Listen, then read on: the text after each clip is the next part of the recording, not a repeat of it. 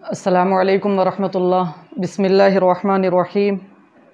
हमारे माशरे की एक और सबसे बड़ी ख़राबी ये है कि बिला वजह हर किसी के मामलात में टांग अड़ाना और उन्हें मुफ्त का सलाह मशवरा देना। कैसी हो, शादी कब कर रही हो, उम्र निकल गई तो फिर कोई अंकल मिलेगा, कोई चाचा मिल जाएगा, मुबारक हो तुम्हारा रिश्ता दोबारा तय हो गया, अब की बार शादी जल्दी कर लेना, कहीं ऐसा ना हो कि पिछली बार की तरह दोबारा रिश्ता टूट जाए। ये मशवरे दे रहे हैं, आपसे कोई मशवरा मांग नहीं रहा, आप मशवरे दे रहे हैं। वो एक मक़ूला सुना होगा कि बेगाने की शादी में अब्दुल्ला दीवाना नाचे। अजीब हाल है हमारा। उम्र बड़ी है लेकिन 3 बच्चे तो जवान हैं, कोई रोक टोक नहीं होगी। बुरा मत मानना, लेकिन तलाक याफ्ता को तो ऐसा ही रिश्ता आएगा ना। तुम तलाक याफ्ता हो, तुम्हारी तलाक हुई भी है तो तुम्हें तो ऐसे ही रिश्ता आएगा। अरे भाई, तुमसे मशवरा किया है कि उसने, तुमसे मशवरा दे रहे हो कि तुम्हारी तो तलाक हुई भी है, तुम्हारा रिश्ता जो है ना 3 बेटों वाले बाप का ही रिश्ता आएगा, जो खुद एक 60-70 साल का आदमी होगा वही तुमसे शादी करेगा। तुमसे मशवरा मांगा है क्या उसने? लेकिन बस ये मुफ्त के मशवरे हैं, ज़बान का मिसयूज़, गलत इस्तेमाल। तो अरे भाई, तुम्हारी शादी को तो 2 महीने हो गए ना, तो तुम्हारे शौहर ने कोई तोहफ़ा, कोई गिफ्ट दिया तुम्हारे को? नहीं दिया। मेरे शौहर ने तो बहुत अच्छी चीज़ दी है। ये अब जाहिर सी बात है, इस तरह की बातें कहना। और आगे चलने के बाद में, अरे शादी को तुम्हारे 3 साल हो गए, अभी तक एक भी बच्चा नहीं हुआ तुम्हारे। मैं इतना समझा रही हूँ, तुम जो है क्या नाम से ये कर लो वो कर लो, तुम्हारे समझ भी नहीं आती बिल्कुल भी। अच्छा, तुम रहते कहाँ पर हो? ज़बरदस्ती क्या? अरे यार, कितनी बार तुम्हें समझाया, तुम यार कहाँ घिसी पिटी कॉलोनी के अंदर रह रहे हो। अबे हाई कॉलोनी के अंदर जाओ, वहाँ ऊपर आकर के रहो, अच्छी कॉलोनी के अंदर जा कर के रहो, या तुम बॉम्बे के अंदर आ जाओ, या जो है कलकत्ता के अंदर आ जाओ, अच्छी हाई फाई कॉलोनी के अंदर रहो। तुम्हारे समझ में नहीं आती है ना, तुम्हारे पापा को समझ में आती है, इतनी बार समझा दिया।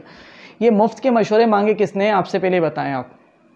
आप जानते हैं इस चीज़ के बारे में आप क्या कह रहे हैं और आपकी वजह से किस कदर आग लग सकती है? ज़रा इस बात कह रहे हो, आप जानते हो इससे कितना नुकसान पहुंचता है जो आप बातें कर रहे हैं। किसी से आप कह रहे हो कि दूसरी के जो है आप तुम्हारा रिश्ता लगा है, टूट नहीं जाए, जल्दी से कर लेना।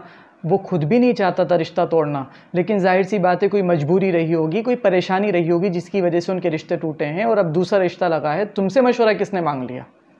और तुम वहाँ जाकर के उससे पूछ रही हो। तुम्हारा इस सवाल करना कि तुम्हारी शादी को 2 महीने हो गए या 3 महीने हो गए, तुम्हारे शौहर ने तुम्हारे को क्या दिया? मेरे शौहर ने तो मुझको ये दिया है। अरे भाई, उसके शौहर की गुंजाइश पता नहीं क्या है क्या नहीं है। अभी तक उसके जहन में वो ख्याल नहीं था कि मेरे शौहर ने मुझे क्या दिया है क्या नहीं दिया, लेकिन जब तुमने पूछा तो अब उसके जहन में सवाल आ चुका है। अब वो अपने शौहर से मुतालबा करेगी, उसके शौहर की वो गुंजाइश नहीं है तो कहाँ से ला कर देगा वो?